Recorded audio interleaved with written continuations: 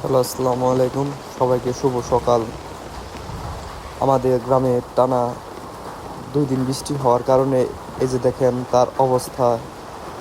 আমাদের ফসলের জমি এবং পুকুর একেবারে তলিয়ে গিয়েছে এই বৃষ্টির কারণে।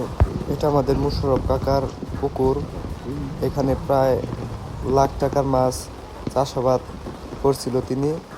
এই বৃষ্টির কারণে সব মাছ তার পুকুর থেকে চলে গিয়েছে।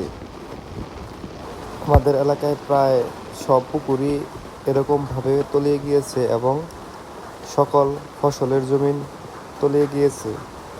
এই টানা বৃষ্টির কারণে আমাদের মুশারফ কাকাকে দেখা যায় তিনি পুকুরের মাছ রক্ষার জন্য নতুন কৌশল অবলম্বন করছে।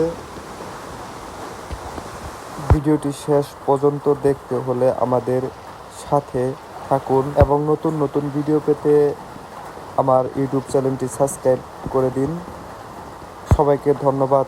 আসসালামু আলাইকুম। সবাই ভালো থাকবেন এবং আমাদের জন্য দোয়া করবেন।